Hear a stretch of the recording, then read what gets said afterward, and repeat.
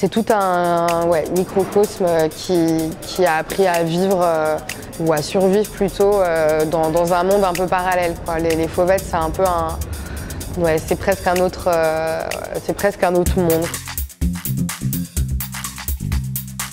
Je m'appelle Alexia Fiasco, je suis née et je vis en Seine-Saint-Denis. Je suis photographe, je suis aussi cofondatrice d'un collectif qui s'appelle Filles de Blédard.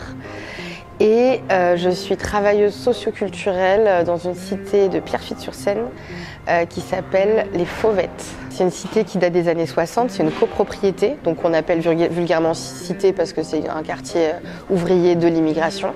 Où des gens principalement pauvres y vivent. Donc c'est une cité qui est vouée à la destruction, elle va être détruite d'ici 2025. Toute l'idée de cette série qui s'appelle donc Les Dernières Fauvettes, l'idée c'est de faire des portraits des derniers habitants.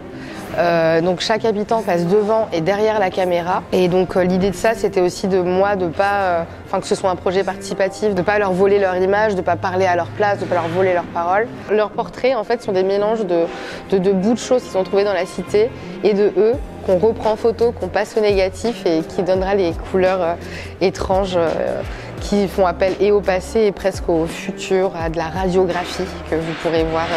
Et l'idée c'était un peu presque de comparer la cité les tours de la cité à un arbre qu'on couperait mais dont les racines resteraient au sol en fait. Faire mémoire à partir de ces racines, laisser des traces de ces racines pour justement ne jamais oublier d'où on vient et faire en sorte aussi que les habitants ils se rappellent aussi que s'ils sont devenus ce qu'ils sont devenus, c'est aussi grâce à ces racines-là, quoi. Et à cause. J'ai grandi avec un manque d'archives, en fait, d'archives familiales. J'avais peu de choses qui prouvaient l'existence du passé de mes parents, donc mon existence. Et à l'époque où j'ai grandi, donc dans les années 90, les corps minorisés n'étaient pas autant représentés. Et c'est vrai que très vite, dans ma pratique, j'ai ressenti ce besoin de représenter ces corps et les histoires qui vont avec, quoi. Et les histoires qui marquent les corps aussi. Pour moi, la meilleure façon de penser cette expo à la MC 93, moi je le vois vraiment comme une sorte presque d'hommage à ces personnes qui ont été invisibilisées pendant super longtemps, qui ont vécu beaucoup dans la honte parce que l'habitat indigne amène aussi la honte. Et donc ce serait d'investir au maximum les vitres extérieures pour qu'on les voit, principalement prendre des portraits où ils sont nobles, presque pour les rendre à des rangs d'icônes, ce qu'ils sont à mes yeux en tout cas.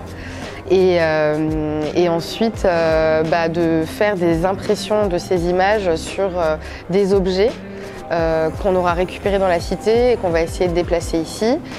Et si vous êtes là au vernissage, il y aura aussi cette performance avec les habitants qui donneront des mots et un contexte vocal et sonore à ces images muettes.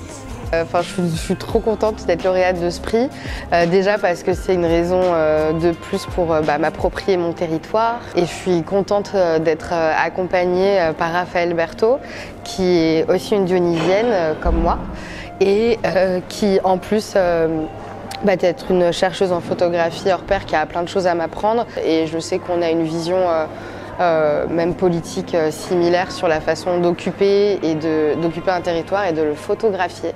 Et voilà, j'apprends beaucoup et je suis contente.